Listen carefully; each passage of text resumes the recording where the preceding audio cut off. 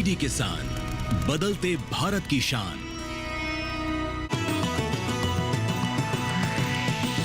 DD किसान, बदलते भारत की शान।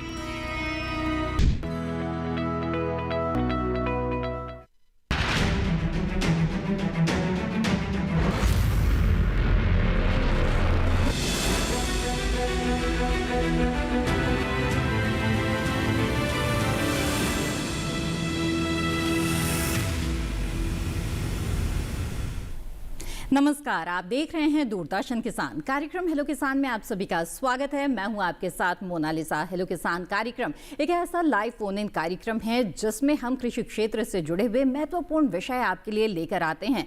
विशेषज्ञ मेहमानों से चर्चा तो होती ही है, लेकिन इसके साथ ही आप भी अपने सवालों के साथ इस कार्यक्रम में सीधे सीधे जुड़ सकते हैं और हमारे जो एक्सपर्ट्स हैं उनसे जानकारी हासिल कर सकते हैं। इसके लिए हम आपको बताएंगे कि किस किस जरिए से आप अपने सवाल हमारे पास भेज सकते हैं। लेकिन आइए पहले विषय के बारे में जानते हैं कि आज हम किन विषयों पर चर्चा करने जा रहे हैं। दो खास विषय आज हम आपके लिए लेकर आए हैं, आइए उन पर नजर डालते हैं। आज हेलो किसान कार्यक्रम में जिन विषयों पर बातचीत की जाएगी वो है कृषि विज्ञान केंद्र किसानों की सेवा में और रबी मक्का की खेती। जी हाँ, तो ये दो खास विषय हैं जिन पर विस्तार से बातचीत करेंगे इस कार्यक्रम के दौरान। आप टोल फ्री नंबर के जरिए हमारे साथ इस कार्यक्रम में सीधे जुड़ सकते हैं और अपने सवाल पूछ सकते हैं। नोट कर ले हमारे टोल फ्री नंबर्स। हमारे टोल फ्री नंबर है 1800-113060 और 1800-113061। टोल फ्री नंबर है जिस पर आप बेझिझक कॉल कर सकते हैं। इस पर आप कोई शुल्क भी आपको नहीं लगेगा, बिल्कुल मुफ्त में आप कॉल कर सकते हैं। आगे बढ़ते हैं, बता दें हमारा व्हाट्सएप नंबर जिस पर आप सवाल भेज सकते हैं। नोट कर ले व्हाट्सएप नंबर 8800520717। तो इस पर आप अपने सवाल हमें भेज सकते हैं। इसके अलावा ईमेल के जरिए भी आप अपना सवाल हमें भेज सकते हैं। ईमेल आईडी नोट कर ले। हमारा ईमेल आईडी है hellokisan2015@gmail.com।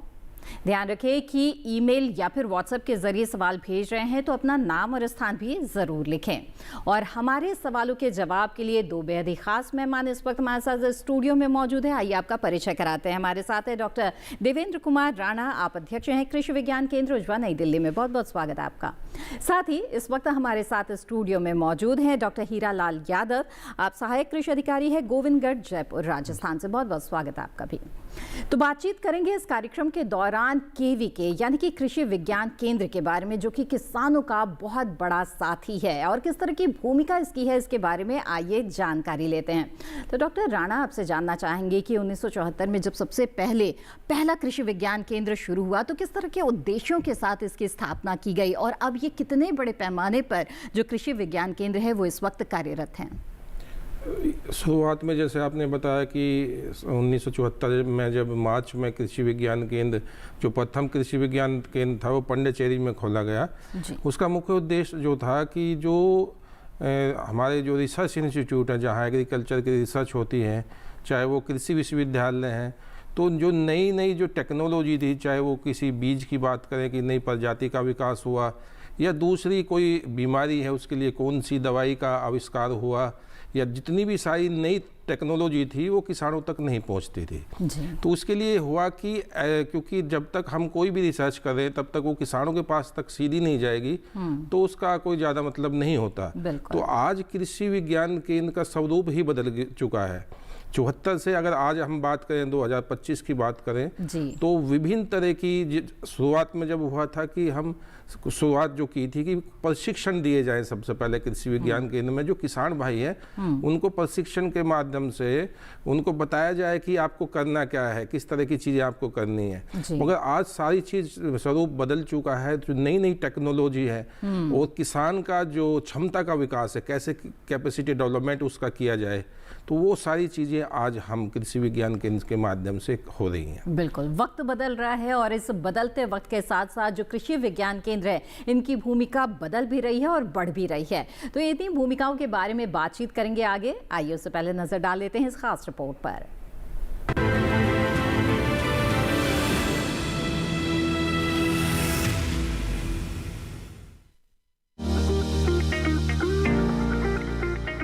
कृषि विज्ञान केंद्र को आम बोलचाल की भाषा में केवीके भी कहा जाता है। कृषि विज्ञान केंद्र का मतलब है फार्म साइंस सेंटर। कृषि विज्ञान केंद्र खेती पर आधारित ऐसे विस्तार केंद्र होते हैं जिनका काम किसानों को खेती किसानी और इससे जुड़ी नई नई जानकारियां देना होता है। खेती किसानी करने वाले किसानों और खेती से जुड़े रोजगार में शामिल लोगों के लिए कृषि विज्ञान केंद्र ज्ञान के भंडार के रूप में काम करते हैं। हालांकि अक्सर जानकारी के अभाव में किसान इन केंद्रों से मिलने वाले फायदों को नहीं ले पाते। किसानों को खेती की नई से नई जानकारी के साथ साथ प्रशिक्षण की सुविधा मिले, इसी को ध्यान में रखकर देश में जिला स्तर पर कृषि विज्ञान केंद्रों की स्थापना की गई है। कृषि विज्ञान केंद्र किसानों को न सिर्फ प्रशिक्षण देते हैं बल्कि कृषि उत्पादन प्रणालियों के तहत नई तकनीक, बीज एवं रोपण सामग्री तक मुहैया कराने में किसानों की मदद करते हैं। कृषि विज्ञान केंद्र भारतीय कृषि अनुसंधान परिषद और किसानों के बीच कड़ी के रूप में भी काम करते हैं। ये केंद्र आधुनिक कृषि प्रौद्योगिकी में किसानों के ज्ञान व कौशल को बढ़ाने के लिए प्रशिक्षण कार्यक्रम आयोजित करते हैं। इतना ही नहीं, ये कृषि विज्ञान केंद्र प्रौद्योगिकी के प्रसार के लिए बड़े पैमाने पर किसान मेलों, कृषि प्रदर्शनियों, प्रौद्योगिक सप्ताह, मीटिंग, समूह चर्चा, सेमिनार, फसल दिवस, रेडियो टीवी पर चर्चा का आयोजन भी करते हैं।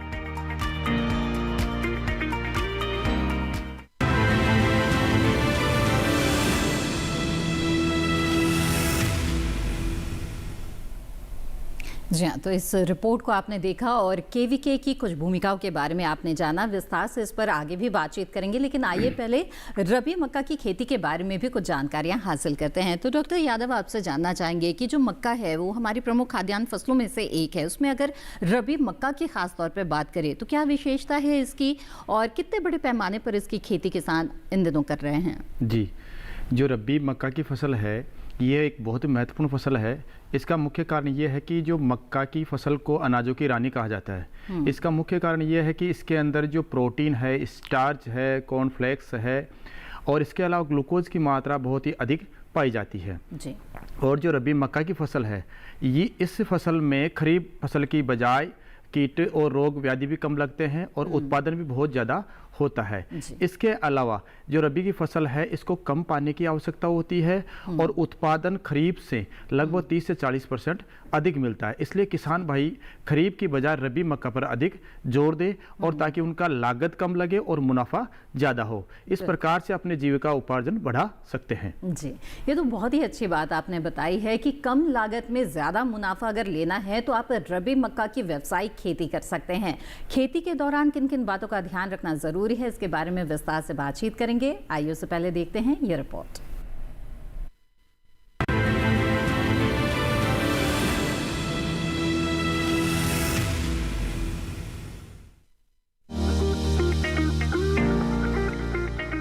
देश में किसान बड़े पैमाने पर मक्का की खेती करते हैं। रबी मक्का की खेती वैसे तो हर तरह की मिट्टी में की जा सकती है, लेकिन जल निकासी वाली बलुई मटियार से दोमट मिट्टी जिसका पीएच मान 6.5 से 7.5 हो, इसकी खेती के लिए अच्छी मानी जाती है। रबी मक्का में 4 से 5 सिंचाई की जरूरत होती है। इसमें एक बुआई के बाद और दूसरी सिंचाइयां बुआई के 55 से 60 दिनों के बाद, तीसरी सिंचाई बुआई के 75 से 80 दिनों बाद करें। वहीं मक्का में चौथी सिंचाई 110 से 115 और पांचवी सिंचाई 120 से 125 दिनों बाद करनी चाहिए। अगर जरूरत हो तो अतिरिक्त सिंचाई खेती की नमी के अनुसार की जा सकती है। रबी मक्का में निराई गुड़ाई बुआई के 40 से 45 दिनों बाद करें। अगर मक्का को हरे भुट्टों के रूप में उपयोग करना हो तो रसायनों का उपयोग नहीं करना चाहिए। नाइट्रोजन की 40 किलोग्राम मात्रा की टॉप ड्रेसिंग मंजरी निकलने के पहले करें।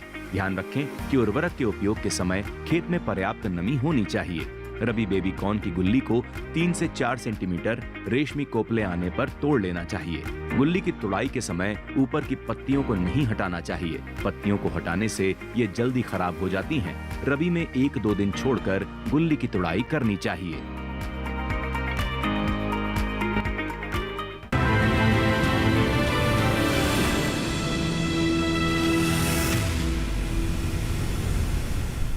जी, तो रबी मक्का की खेती से जुड़ी ये थी कुछ खास जानकारियां। आइए बातचीत को आगे बढ़ाते हैं।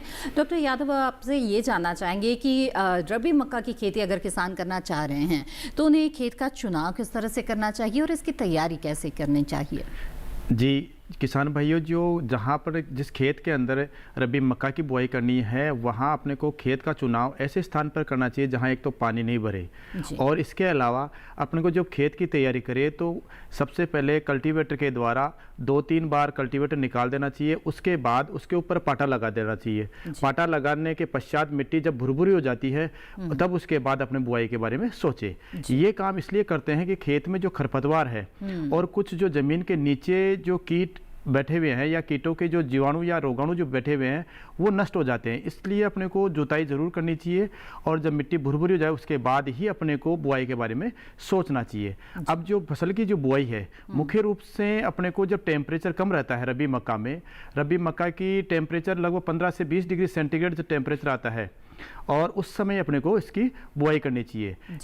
इससे क्या होगा कि एक तो पानी कम लगता है, और जब मिट्टी भुरभुरी होगी, मिट्टी भुरभुरी होने से क्या होगा, मिट्टी में वायु संचार अच्छा रहेगा, रोग और व्याधियां भी कम लगे। इसलिए अपने मिट्टी का चुनाव और खेत का चुनाव भी अपने को सही तरीके से करेंगे, तब ही रबी मक्का में अपने किसान भाई अधिक उत्पादन ले सकते हैं। बिल्कुल, तो खेत के चुनाव के लिए इन बातों का ज़रूर ध्यान रखें और समय पर खेत की तैयारी भी किसानों को अच्छी तरह से कर लेनी चाहिए। बातचीत को आगे बढ़ाएंगे, लेकिन आइए केवीके की भूमिकाओं के बारे में भी यहाँ पर बात करते हैं। डॉक्टर राणा, आपसे जानना चाहेंगे हम केवीके की भूमिका के बारे में। कृषि क्षेत्र में भी बहुत शोध व अनुसंधान लगातार हो रहे हैं। केवीके जो है वो एक पुल, एक ब्रिज की तरह काम करता है। वहाँ से निकली तमाम जानकारियों को लैब टू लैंड वो चीज़ें पहुँचे, इसके लिए एक महत्वपूर्ण कड़ी है केवीके। तो किस तरह से किसानों को अपने साथ केवीके जोड़ता है, हमें बताएं इसके बारे में। आज कृषि विज्ञान केंद्र एक सिंगल विंडो के रूप में कार्य कर रहे हैं कि किसान की जो भी जानकारी जिसको चाहिए, उनकी जो भी समस्याएं हैं वो एक ही स्थान पर कृषि विज्ञान केंद्र के माध्यम से मिल जाती हैं। चाहे वो उनको पशुपालन से संबंधित जानकारी चाहिए, चाहे उनको बागवानी से संबंधित चाहिए, चाहे उनको जो फसल हैं, चाहे वो मतलब फसलें, चाहे आपकी वो सीरियल फसलें हैं, चाहे वो आपकी दलहनी है, चाहे वो तिलहनी है, वो सारी चीज़ें। इसके साथ साथ जो महिलाएं हैं, यानी कि ग्रामीण महिलाएं हैं, उनको कढ़ाई बुनाई किस प्रकार से जो अचार बना सकती हैं, वो खुद अपना किस प्रकार से रोजगार कर सकती है। मिट्टी की, किसान अपनी जो मिट्टी है उसकी कौन सी समस्या है, क्या उसमें न्यूट्रिशनल डिफिशियंसी है, कौन से पोषक तत्वों की इसमें आवश्यकता है, वो जांच करने के बाद में किसानों को एक सॉइल हेल्थ कार्ड के रूप में भी जो है कृषि विज्ञान केंद्र उपलब्ध कराता है। तो आज एक सिंगल विंडो के रूप में काम कर रहा है कि जो भी जानकारी किसान को चाहिए तो वो वहाँ कृषि विज्ञान केंद्र के माध्यम से मिल जाती है।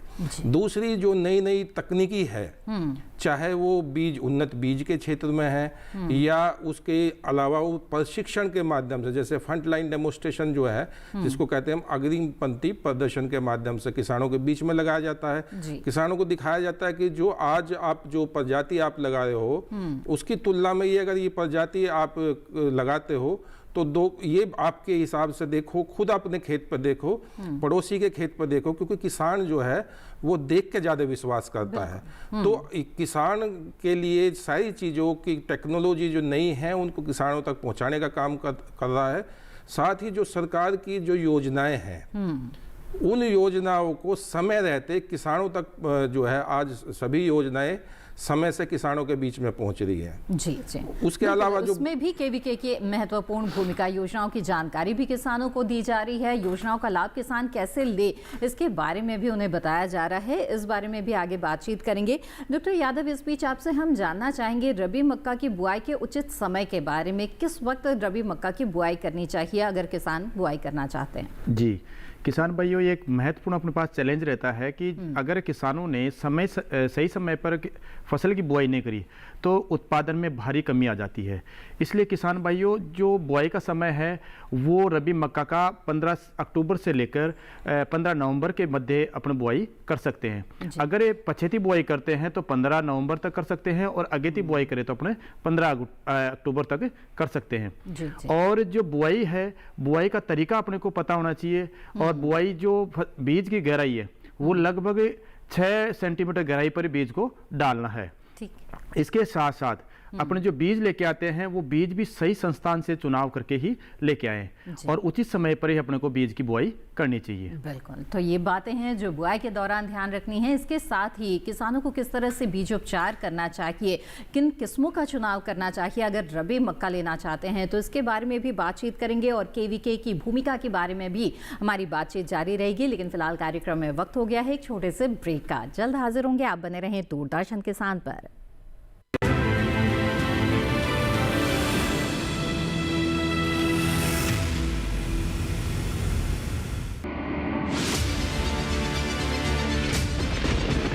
बारिश हो या हो तूफान, ओलावृष्टि या तापमान, या हो पर्यटक स्थलों का पूर्वानुमान, पाला हो या कोहरा हो, या हो वायु की गुणवत्ता,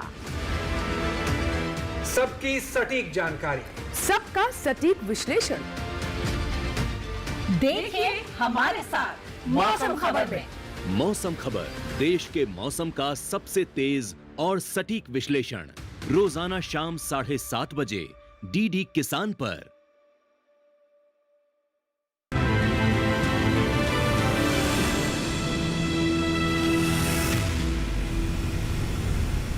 ब्रेक के बाद आप सभी का फिर से स्वागत है। आप देख रहे हैं कार्यक्रम हेलो किसान। आज इस कार्यक्रम में हम बात कर रहे हैं कि कृषि विज्ञान केंद्रों की कृषि क्षेत्र में किस तरह की भूमिका है और रबी मक्का की खेती किसानों के लिए किस तरह से लाभदायक साबित हो सकती है।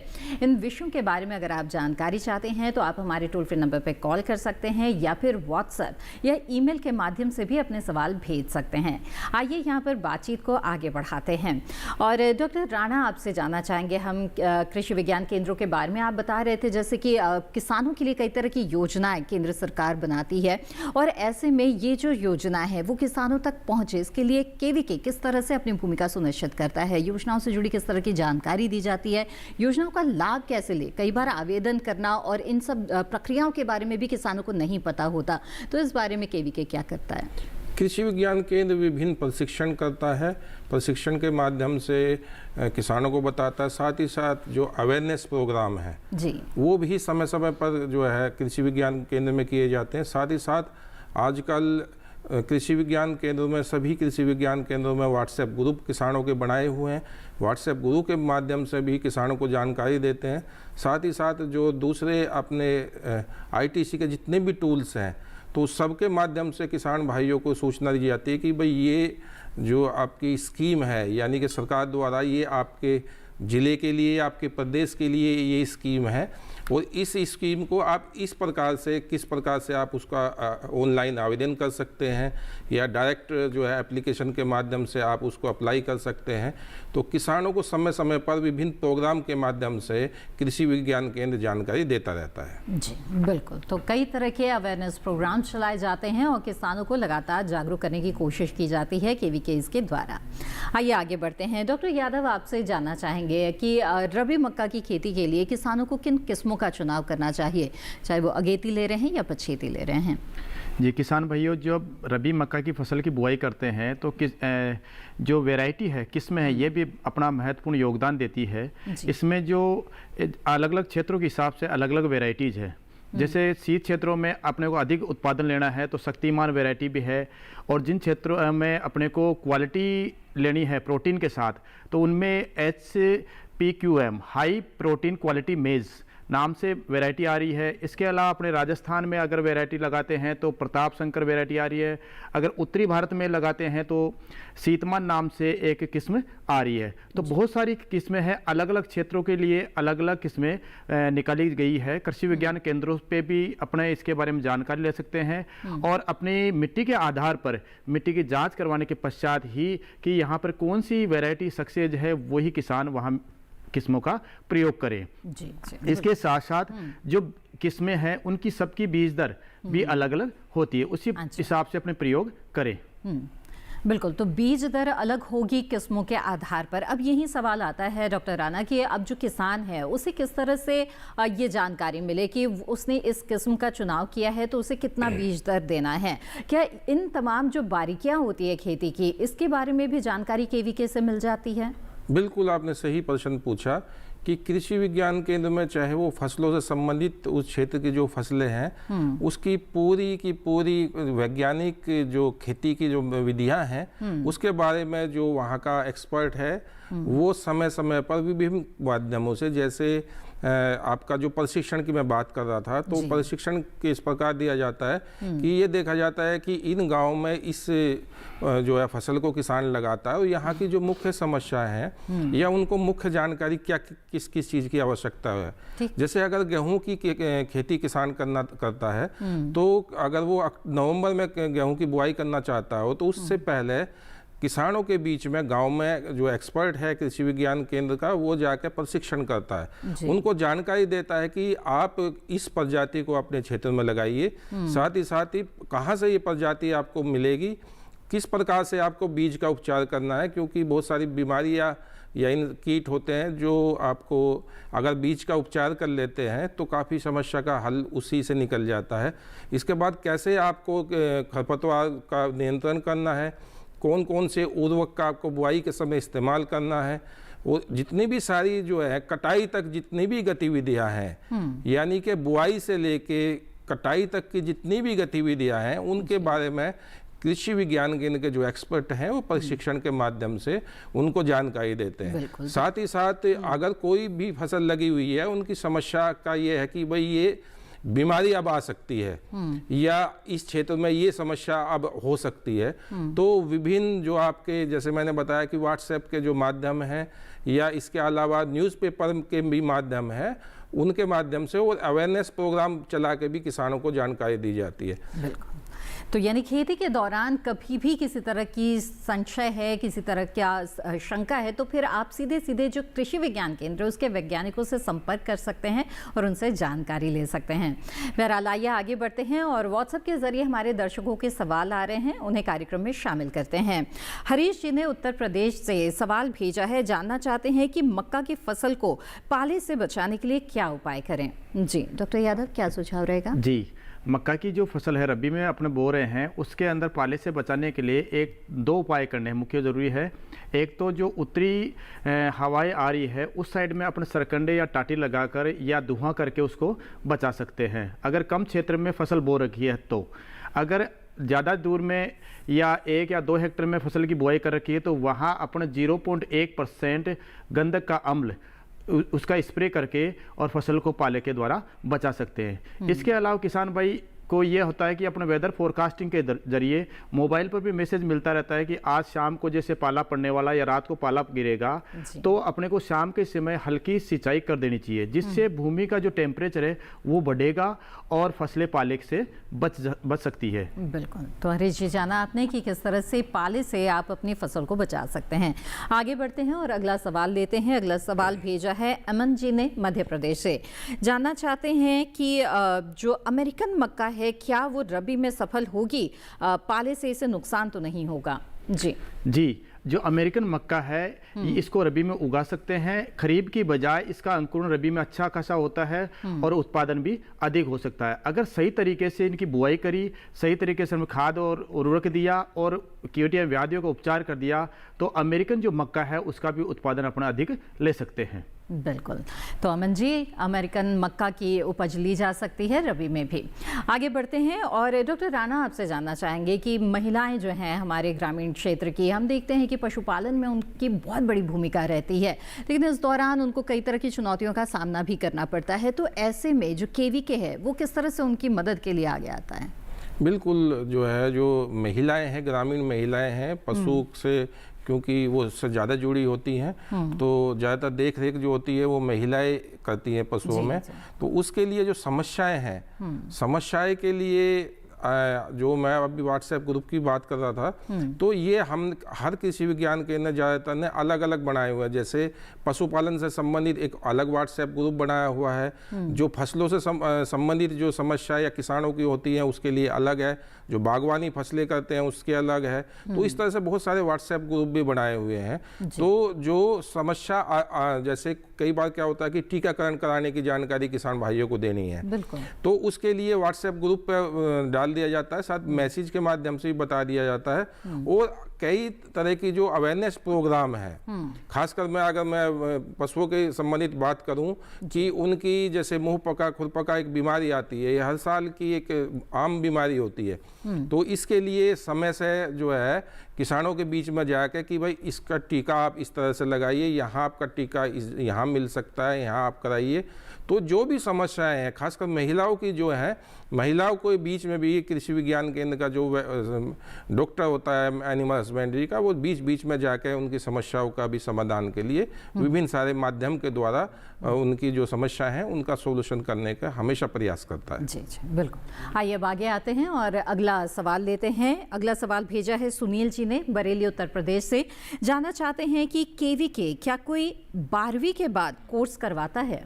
जी, कृषि विज्ञान केंद्र में विभिन्न तरह के जो है, हम कहें आजकल कौशल विकास की जो बात कर रहे हैं हम जी। इसके बहुत सारे प्रशिक्षण कृषि विज्ञान केंद्र कराता है। जैसे अगर हम बात करें कि मधुमक्खी पालन के क्षेत्र में 10 दिन का और 21 दिन का कोर्स कृषि विज्ञान केंद्र में होता है। इसके अलावा डेयरी के क्षेत्र में होता है, वो बकरी पालन के विषय में होता है, वो मुर्गी पालन विषय पर भी प्रशिक्षण दिया जाता है। साथ ही साथ जो आपके पिकल्स वगैरह हैं, जैसे आपका जैम, जेली, मुरब्बा, इस तरह की चीज़ें बनाने के लिए या वैल्यू एडिशन करने के लिए जी। वैल्यू एडिशन, क्योंकि आज की बहुत सारी की समय के अनुसार जो है प्रोसेसिंग और वैल्यू एडिशन एक मुख्य चीज़ है कि जो हम चीज़ उगा रहे हैं, सपोज कि हम गेहूँ उगा रहे हैं, उस गेहूं का हमको अच्छा दाम नहीं मिल पा रहा तो उसका वैल्यू एडिशन करके हम दलिया बना के उसको बेच सकते हैं। वर्मी कंपोस्ट के जो है यानी कि केंचुए की खाद बनाने की प्रशिक्षण की दिया जाता है। जैविक खेती पे जो है प्रशिक्षण कृषि विज्ञान केंद्र में दिया जाता है। बागवानी के क्षेत्र में जो है प्रशिक्षण दिया जा सकता है, जो 12वीं के बाद भी लिया जा सकता है और 10वीं के बाद भी उसको आप किसान जो है या नवयुग है, खासकर नवयुगों के लिए ये कोर्स होता है। तो आप जो नज़दीक का आपका कृषि विज्ञान केंद्र है, यानी कि जिले का जो कृषि विज्ञान केंद्र है, उसमें आप उनकी साइट पर जाकर उस पर अप्लाई भी कर सकते हैं या आप सीधे जाकर उनको एक एप्लीकेशन या एक बिल लिखवा सकते हैं कि भाई मेरे को ये प्रशिक्षण करना है, या फोन नंबर के माध्यम से भी आप बता सकते हैं कि मुझे इस चीज़ का प्रशिक्षण करना है, तो आपको कृषि विज्ञान केंद्र ये प्रशिक्षण उपलब्ध कराएगा। बिल्कुल, तो यानी बहुत सारे विकल्प मौजूद है अगर कृषि विज्ञान केंद्र से आप संपर्क करते हैं। आइए आगे बढ़ते हैं। डॉक्टर यादव, आपसे जानना चाहेंगे कि यूँ तो आपने बताया कि रबी मक्का की खेती में फ़ायदे की बात यह है कि कीट व्याधि बहुत ज़्यादा नहीं होती, लेकिन फिर भी बीजोपचार की अपनी महत्ता है। उसमें कई मिट्टी जनित जो या बीज जनित जो बीमारियां होती है उसकी रोकथाम हो जाती है। तो ऐसे में इसके बीजोपचार के लिए आप क्या सुझाव देंगे हमारे किसानों को? जी किसान भाइयों, जो रबी मक्का की फसल है उसमें जो कीट एवं व्याधियाँ है उनके द्वारा लगभग 20 से 25% उपज में कमी हो जाती है। अच्छा। इसलिए अपने को बीज उपचार करना बहुत ही जरूरी है।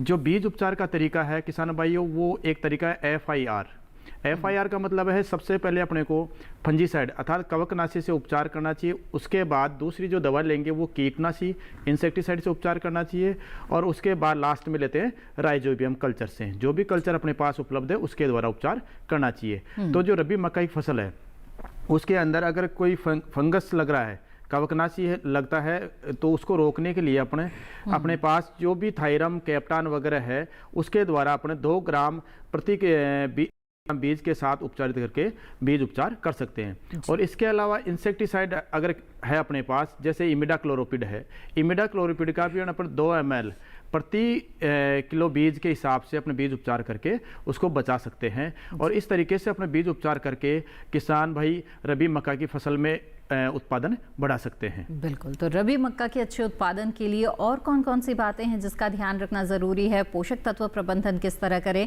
इस पर जानेंगे आगे। साथ ही केवीके की भूमिका के बारे में भी बातचीत जारी रहेगी, लेकिन फिलहाल कार्यक्रम में वक्त हो चला है एक और छोटे से ब्रेक का। आप बने रहें दूरदर्शन किसान पर।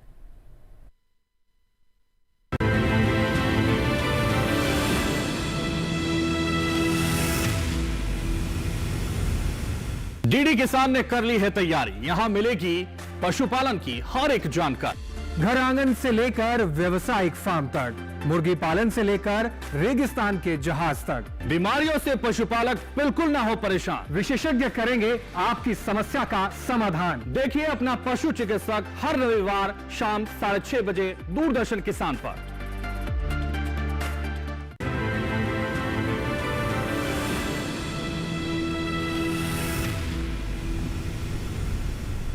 ब्रेक के बाद आप सभी का फिर से स्वागत है। आप देख रहे हैं कार्यक्रम हेलो किसान। इस कार्यक्रम में बात कर रहे हैं हम केवीके यानी कि कृषि विज्ञान केंद्रों के बारे में और साथ ही रबी मक्का की खेती से जुड़ी हुई तमाम जानकारी आपको इस कार्यक्रम के दौरान मिलेगी। इसके लिए आप और भी ज़्यादा जानकारी हासिल करना चाहते हैं तो टोल फ्री नंबर पे कॉल कर सकते हैं या फिर व्हाट्सएप या ईमेल के माध्यम से भी अपने सवाल भेज सकते हैं। आइए यहाँ पर बातचीत को आगे बढ़ाते हैं और डॉक्टर राणा आपसे जानना चाहेंगे हमारे ग्रामीण क्षेत्र के युवाओं के लिए, जैसा कि एक सवाल भी आया था, तो बहुत सारे युवा हैं जो अब पलायन करना चाहते हैं क्योंकि उनको अपने गाँव में रोजगार के अवसर नहीं मिल रहे हैं। यहाँ पर केवीके की भूमिका बहुत ही ज़्यादा बढ़ जाती है। किस तरह के प्रशिक्षण उन्हें देकर स्वावलंबी बनाने की कोशिश की जा रही है ताकि उन्हें अपना घर छोड़ना ना पड़े? बिल्कुल, जो ग्रामीण क्षेत्र के जो नवयुवक हैं उनके लिए बहुत सारे प्रशिक्षण, जैसे मैं अभी नाम भी ले रहा था, इन प्रशिक्षण को लेके खुद जो नवयुवक है वो अपना स्व का रोजगार कर सकता है जी। इसमें स्व के रोजगार में जैसे मैं अभी गार्डनिंग की मैं अगर बात करूं तो गार्डनिंग का एक ऐसा क्षेत्र है जिसमें कृषि विज्ञान केंद्र 21 दिन का प्रशिक्षण देता है। ठीक है। इस प्रशिक्षण लेने के उपरांत जो नवयुवक है वो अपना प्राइवेट खुद का भी काम जो है, क्योंकि आज की डेट में गार्डनिंग के क्षेत्र में काफ़ी जो है स्कोप है, उसमें विकास है जी, तो ऐसे मैं कृषि विज्ञान केंद्र अगर दिल्ली की बात करूं तो ऐसे बहुत सारे गार्डनिंग के स्टूडेंट हैं जो निकले हैं। आज ये बड़े गर्व की बात है कि जो हमारे राष्ट्रपति भवन में भी जो है, माननीय राष्ट्रपति भवन में भी जो है कृषि विज्ञान केंद्र उज्जवा के निकले हुए जो है स्टूडेंट काम कर रहे हैं। अच्छा। तो इसके अलावा जैसे हम बात करें कि जो पिकल्स वगैरह के क्षेत्र में जाएं तो बहुत सारे नवयुवक और इसके अलावा डॉक्टर राणा, जैसे आजकल कई बार ये कहा जाता है कि आप अपने इलाके में कस्टम हायरिंग सेंटर्स की भी स्थापना कर सकते हैं क्योंकि मशीनीकरण पर काफ़ी जोर है। कई सारी ऐसी मशीनें हैं जिसका इस्तेमाल जो छोटे और मझोले किसान हैं वो कर नहीं सकते, लेकिन कस्टम हायरिंग सेंटर्स अगर गाँव में होंगे तो इसका लाभ सभी को मिलेगा। तो इसमें जो युवा है वो आगे आ सकते हैं। क्या इससे जुड़ी जानकारी भी उन्हें केवीके से मिल सकती है? बिल्कुल, कस्टम हायरिंग सेंटर जो है कृषि विज्ञान केंद्र ने बना, सभी कृषि विज्ञान केंद्रों ने ज़्यादातर बनाए हुए हैं। इससे संबंधित भी जानकारी जो है जो नवयुवक है या किसान भाई लेना चाहते हैं उनको समय समय पर दी जाती है, क्योंकि जैसा आपने कहा कि जो मशीनरी आज की तारीख में वो बहुत महंगी है तो सभी जो छोटे किसान हैं उनको आसानी से नहीं खरीद पाते।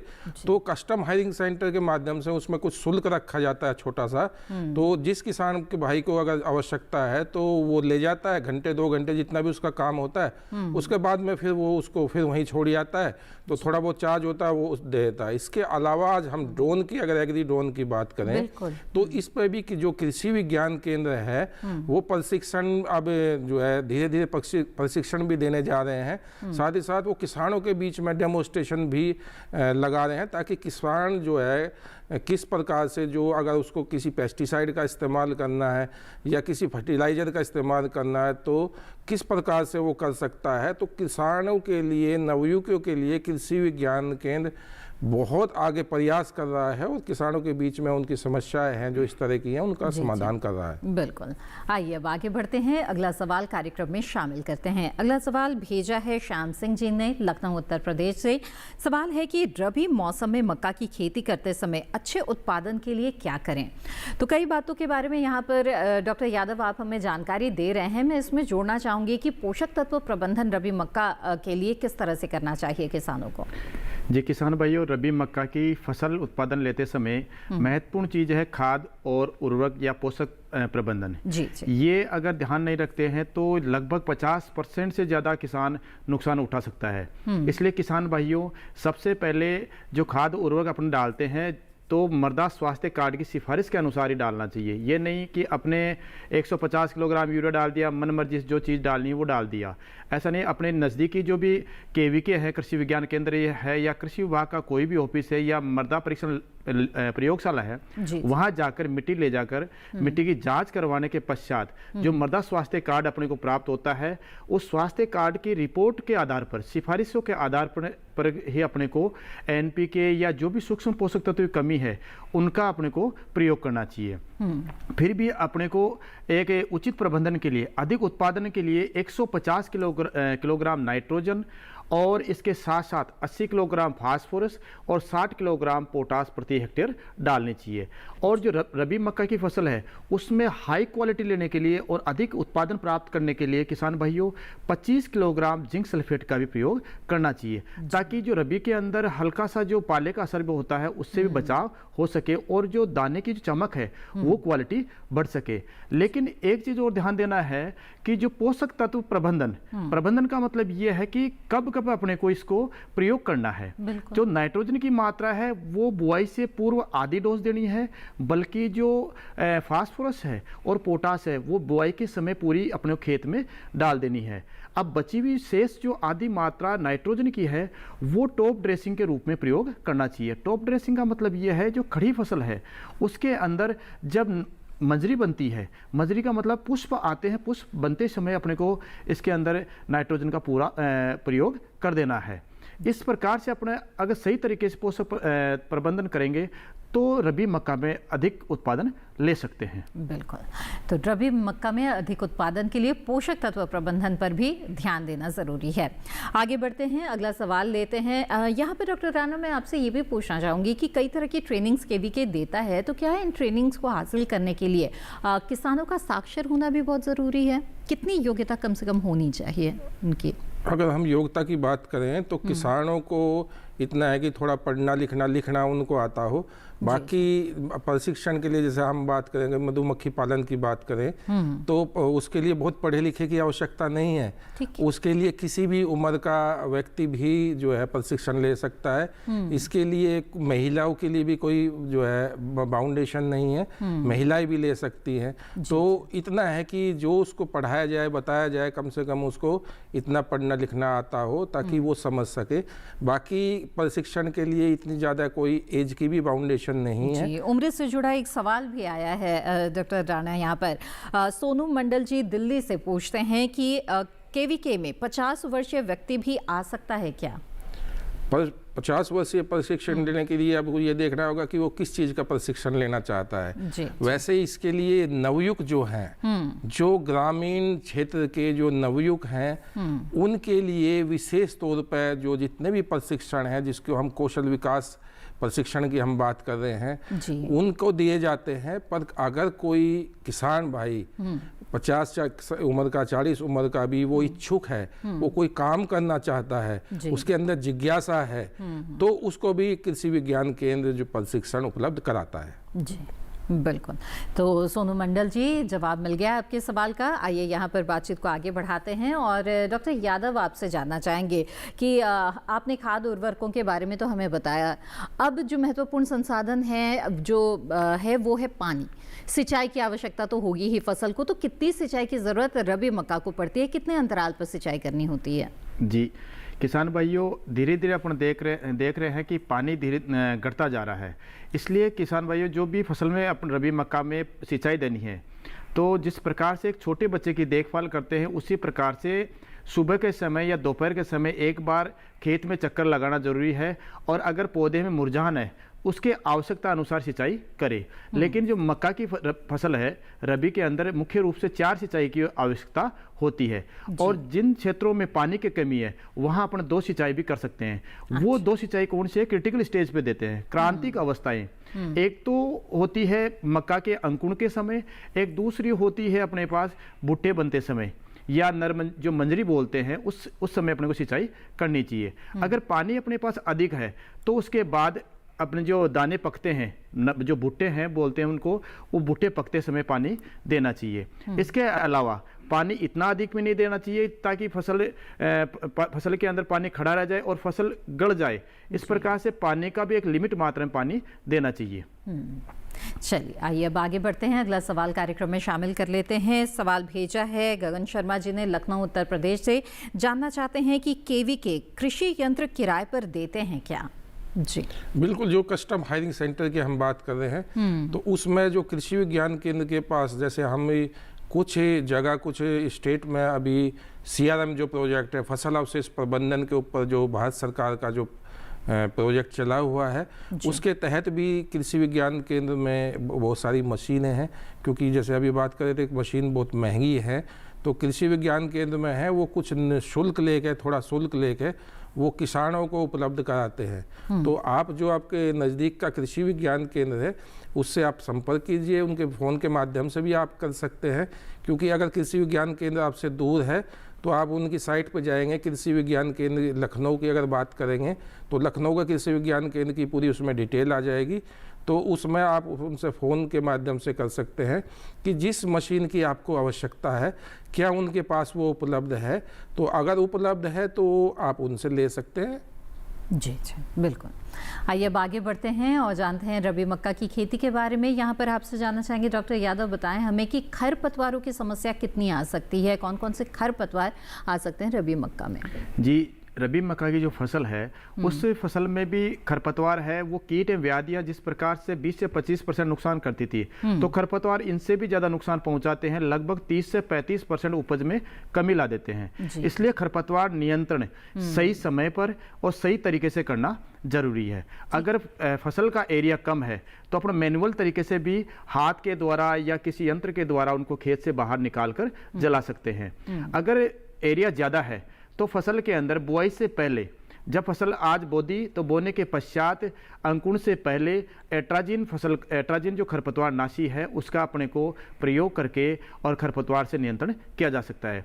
अगर और भी ज़्यादा है, जैसे चौड़ी पत्ती वाले खरपतवार है या सकड़ी पत्ती वाले खरपतवार है, दोनों ही खरपतवार बहुत ज़्यादा है, तो अपने एलाक्लोर नामक जो रसायन आता है, लासो रसायन बोलते हैं, उसका अपना प्रयोग कर सकते हैं। अगर और भी ज़्यादा अगर खरपतवार आ रहा है किसान भाई, वैसे निंदकनाशी का प्रयोग कम करना चाहिए, क्योंकि जो रबी मक्का की फसल है इनको खाने के रूप में ज़्यादा, हरी मक्का के रूप में ज़्यादा काम में लिया जाता है। इसलिए सुझाव यह है कि कम निंदकनाशी प्रयोग करें। इसलिए निंदकनाशी अगर ज़्यादा है, खरपतवार ज़्यादा है, तो टर्बोटाइन नामक एक खरपतवार नाशी दवा है, उसका प्रयोग करके अपने खरपतवार को कंट्रोल कर सकते हैं और उपज में वृद्धि कर सकते हैं। लेकिन ये कब कर सकते हैं? सही समय पर अपने सही देख लिया, उस पर निगरानी कर लिया तो ही नियंत्रण कर सकते हैं। जी बिल्कुल, ये तो बात हुई खरपतवार नियंत्रण की। आइए अब आगे बढ़ते हैं। डॉक्टर राणा, आपसे ये जानना चाहेंगे कि किसान अपनी खेती से आमदनी बढ़ा सके, इसके लिए अब उन्हें ये भी सुझाव दिया जा रहा है कि आप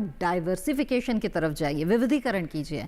तो ऐसे में जो केवीके हैं वो किस तरह से किसानों को विविधीकरण के लिए सिखाते हैं, बताते हैं, या कुछ सफल मॉडल्स के बारे में क्या यहाँ पर आप बताना चाहेंगे? बिल्कुल, अगर विविधीकरण की हम बात करते हैं, क्योंकि जो किसान पहले से एक ट्रेडिशनल खेती कर रहे हैं कि धान की खेती कर रहे हैं या सिर्फ गेहूं की खेती कर रहे हैं, इस तरह से जो ट्रेडिशनल खेती कर रहे हैं, उनको अब समय के अनुसार आवश्यकता है कि हम जो है विविधीकरण की तरफ जाएं। कि बहुत सारी चीज़ें, फसलें ऐसी हैं कि अगर एक साथ मार्केट में आती हैं, बाजार में आती हैं, तो उनको उचित दाम नहीं मिलता। तो अगर हम समय के अनुसार और विभिन्न, जैसे अगर हम बागवानी की फसलों की बात करें तो उसकी तरफ हमको जाना चाहिए, उस समय को देखते हुए, कुछ समय के आगे पीछे हम उसको रखते हुए। ऐसी प्रजाति भी बहुत हैं आजकल जो मतलब जो है उनको समय के अनुसार अगर हम देखें तो सही लगाया जा सकता है, ताकि मार्केट में प्रॉपर वे में सही समय पे भी वो पहुंच जाए। तो कृषि विज्ञान केंद्र इनके लिए विभिन्न प्रशिक्षण, और आज आप देख रहे हो कि बहुत सारे एंटरप्रेन्योर विभिन्न क्षेत्रों में जो कृषि विज्ञान केंद्र के माध्यम से डेवलप किए गए हैं। चाहे वो आप आज देखोगे कि कितने सारे, चाहे वो आप विविधीकरण बागवानी के क्षेत्र में देख लीजिए, चाहे आप पशुपालन के क्षेत्र में आप देखेंगे, तो बहुत सारे अब एंटरप्रेन्योर किसान, एक जिले में कृषि विज्ञान केंद्र ने बहुत सारे एंटरप्रेन्योर डेवलप किए हैं जिनकी आज टर्नओवर कई करोड़ रुपए पर ईयर है। तो विविधीकरण की तरफ जो है कृषि विज्ञान केंद्र का पूरा प्रयास है, और समय समय पर किसानों को इसके बारे में जानकारी भी उपलब्ध करा रहा है। बिल्कुल, तो खेती किसानी करने के साथ साथ उद्यमिता विकास तक का जो सफर है वो तय करता है जब किसान, तो उसमें केवीके की बहुत बड़ी भूमिका, उनका मार्गदर्शन इसके पीछे होता है, तभी ये सफलता किसान हासिल कर सकते हैं। इसी तरह से हमारी बातचीत जारी रहेगी, साथ ही आप भी अपने सवाल भेजते रहिए। लेकिन फिलहाल कार्यक्रम में लेंगे एक और छोटा सा ब्रेक, बने रहें दूरदर्शन किसान पर।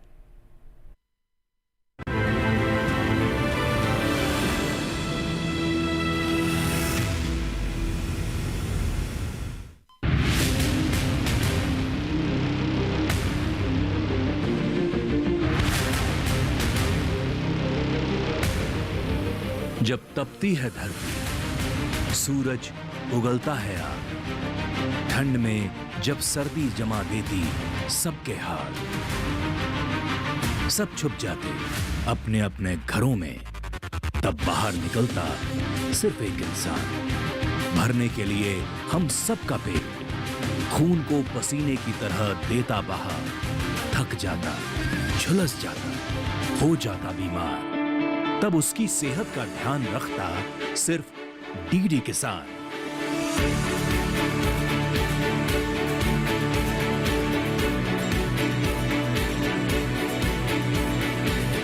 देखिए स्वस्थ किसान शनिवार शाम 6 बजे लाइव, सिर्फ दूरदर्शन किसान चैनल पर।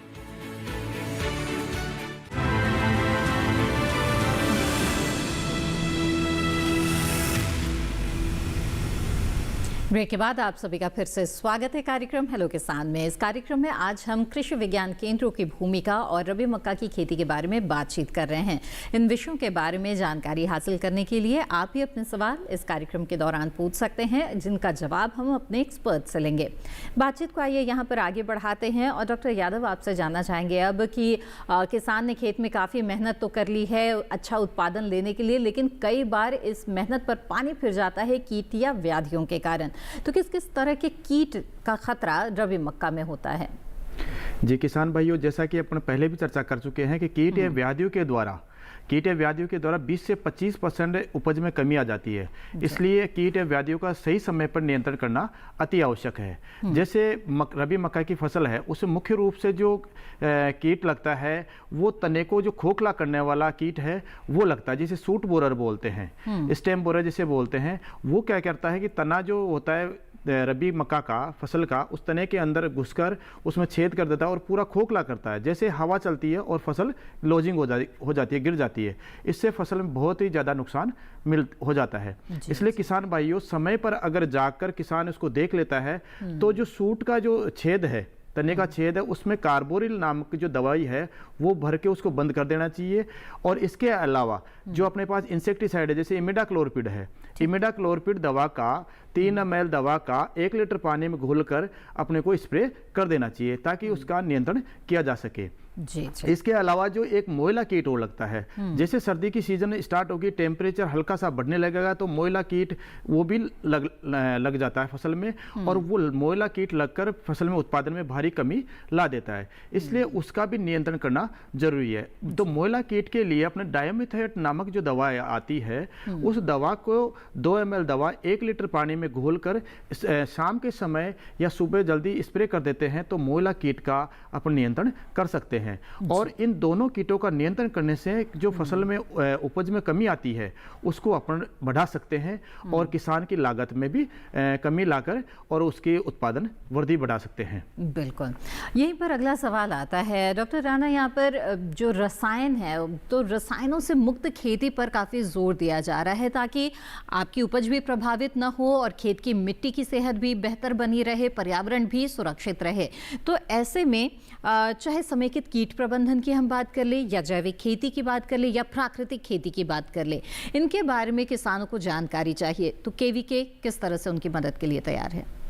जैसे आजकल हम बात करें प्राकृतिक खेती की, क्योंकि बिल्कुल आपने सही कहा कि जो रसायन है, चाहे वो जो है आपका फर्टिलाइजर के रूप में हो, चाहे वो पेस्टिसाइड के रूप में हो, दोनों ही रूपों में इस समय कुछ समय पहले ऐसा था कि अत्यधिक प्रयोग जो है इन चीज़ों का रासायनिक का किया जा रहा था। तो इसके कारण विभिन्न समस्याएं जो हैं वो उत्पन्न हो गई थी। और कीट और जो बीमारी हैं, जैसे बात करें कि बीमारी जो होती है वो बहुत सारी फसलों में फंगस बीमारी, फंगस के कारण होती है या बैक्टीरिया के कारण होती है। इस तरह से जो इंसेक्ट हैं उनके अंदर भी लगातार जो हम पेस्टिसाइड का इस्तेमाल करते हैं, रसायन का इस्तेमाल करते हैं, तो उनके अंदर भी एक रेसिस्ट डेवलप होती है, रेसिस्टेंट पावर डेवलप हो जाती है। फिर हम उसी रसायन का अगर इस्तेमाल करते हैं तो वो कीट और वो जो पैथोजन है या वो फंगस है या बैक्टीरिया वो उससे नहीं मरता। तो इसके लिए भारत सरकार ने जो प्राकृतिक खेती है आज के समय पे काफ़ी जोर दिया हुआ है और इसके तहत विभिन्न जो योजनाएं हैं भारत सरकार ने किसानों के लिए चलाई हुई है। इसके लिए कुछ जगह वित्तीय सहायता भी जो है किसानों के लिए भारत सरकार दे रही है। तो उसके लिए ज़रूरी है कि हम इसके बारे में प्रशिक्षण दें। तो कृषि विज्ञान केंद्र जैविक खेती हो या प्राकृतिक खेती हो, इसके लिए जो है वोकेशनल ट्रेनिंग भी प्रोवाइड करा रहा है और जो दूसरी प्रशिक्षण है उनको भी जो है उपलब्ध करा रहा है। किसानों के बीच में जाके भी प्रशिक्षण दिया जाता है और कृषि विज्ञान केंद्र में भी इन चीज़ों का प्रशिक्षण दिया जाता है ताकि किसान प्राकृतिक खेती की तरफ जाए और जिससे कि उनका उत्पादन, क्योंकि आज के समय दोनों ही चीज़ देखनी है कि हमारा जो किसान का उत्पादन है वो भी बना रहे और जो शुद्ध है यानी कि जो उनका उत्पादन है उसमें भी शुद्धता बनी रहे। ठीक, बिल्कुल, गुणवत्ता युक्त उत्पादन भी चाहिए और पर्यावरण की सुरक्षा भी चाहिए। इसके लिए आप भी अगर इस दिशा में आगे बढ़ते हैं तो बहुत अच्छा है और आप इसकी ट्रेनिंग केवीके से ले सकते हैं। आगे बढ़ते हैं डॉक्टर यादव, अब आपसे ये जानना चाहेंगे कि रबी मक्का की फसल में किस तरह की बीमारियों का खतरा हो सकता है? जी, रबी मक्का की जो फसलें हैं उसमें मुख्य रूप से जो बीमारी लगती है वो है तनागलन रोग। तनागलन रोग लगने का कारण क्या है कि या तो अपने रेजिस्टेंस वैरायटी नहीं लगाते हैं या जिन खेतों में प्लांट पॉपुलेशन मेंटेन नहीं करते हैं, अर्थात जो 1 हेक्टेयर में रबी मक्का की पौधों की संख्या है वो 85 से 90 हज़ार होनी चाहिए। अगर किसान चारे के रूप में लगाता है तो ठीक है, लेकिन अधिक अगर इससे ज़्यादा हो जाती है डेंसिटी प्लांट की तो ये रोग लगने की संभावना रहती है। दूसरी चीज़, अगर किसी खेत में पानी खड़ा रहता है तो भी तनागलन रोग लगने की संभावना रहती है। इसलिए इस रोग से बचने के लिए किसान भाइयों 3 उपाय करना जरूरी है। पहला तो एक तो बीज उपचार करें। बीज उपचार करने के लिए मैंने बताया था आपको कैप्टान थायराम के द्वारा अपने बीज उपचार कर सकते हैं। और इसके अलावा दूसरी चीज़ है जो रेजिस्टेंट वैरायटी है, रेजिस्टेंट वैरायटी का प्रयोग करें। रेजिस्टेंट वैरायटी जैसे एक तो बताई मैंने HQPM, वो 7 नंबर और एक आती है 10 नंबर और एक आती है 5 नंबर, हाई क्वालिटी प्रोटीन मेज। इन तीनों चारों किस्मों का प्रयोग करोगे तो तना गलन रोग नहीं लगता है। इसके अलावा अपने जो रोगग्रस्त पौधा दिखे, जैसे खेत में 1 हेक्टेयर खेत है उसके अंदर 5 या 6 पौधे हैं तो उन रोगग्रस्त पौधों को उखाड़ कर बाहर फेंक दो या उसको जला देवे ताकि इस रोग पे अपन नियंत्रण पा सकते हैं। ठीक। इसके अलावा एक और दवाई है जिसका अपन उपयोग कर सकते हैं, जो हेक्साडिकोनोल नामक दवाई आती है, इसका भी अपने स्प्रे करके इस रोग का अपन निदान कर सकते हैं। बिल्कुल। आइए अब आगे बढ़ते हैं और केवी के बारे में एक और जानकारी आपसे चाहेंगे हम डॉक्टर राणा की। जो किसान है अब खेती के साथ साथ अगर उसे उद्यम का रूप दे रहा है या फिर कृषि कार्य के दौरान भी कई बार पूंजी की आवश्यकता होती है, किसान को वित्तीय सहायता की आवश्यकता होती है, तो ऐसे में वित्तीय सहायता कहाँ से किस तरह से प्राप्त करे? अगर उद्यम स्थापित कर रहे हैं तो प्रोजेक्ट किस तरह से तैयार करे? क्या केवीके से इस तरह का मार्गदर्शन उन्हें मिल सकता है?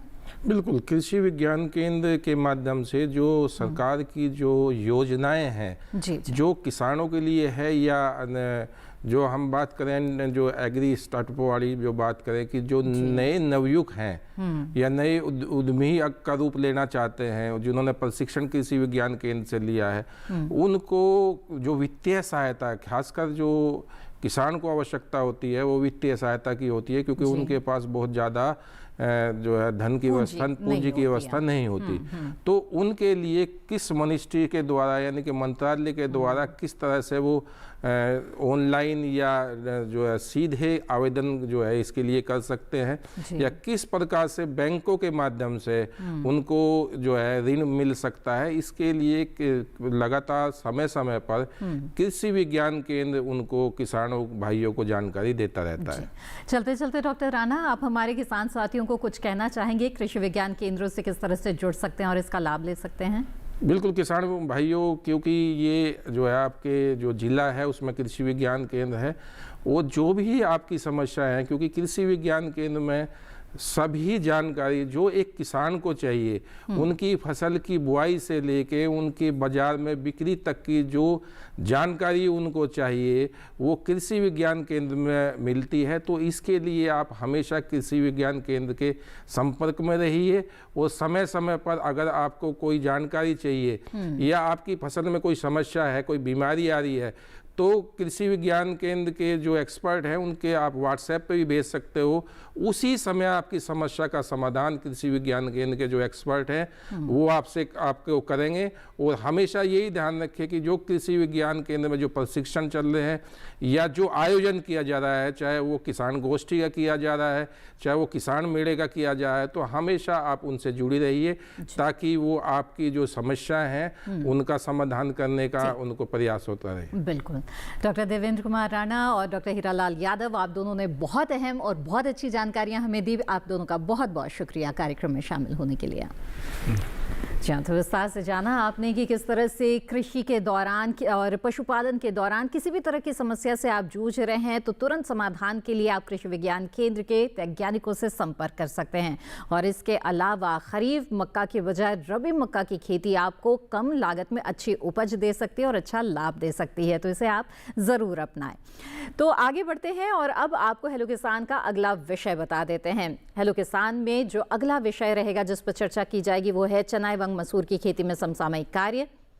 साथ ही कार्यक्रम के दौरान बात होगी कृषि में टिकाऊ खेती के महत्व के बारे में। इन विषयों के बारे में आप अपने सवाल ईमेल के जरिए हमें भेज सकते हैं। नोट कर ले ईमेल आईडी। ईमेल आईडी है hellokisan2015@gmail.com। आपको बता दें कि दूरदर्शन किसान के कॉल सेंटर नंबर पर आप कॉल कर सकते हैं और अपने सवाल दर्ज करा सकते हैं। हमारा टोल फ्री नंबर है 1800-113060। सोमवार से शनिवार सुबह 6 बजे से रात 10 बजे के बीच कॉल करके आप अपने सवाल दर्ज करा सकते हैं।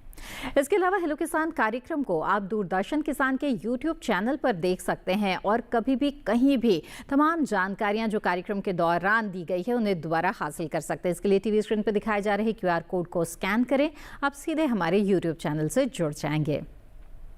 इसी के साथ हेलो किसान की आज की कड़ी में बस इतना ही। हमें दीजिए इजाजत। आप बने रहें दूरदर्शन किसान पर। नमस्कार।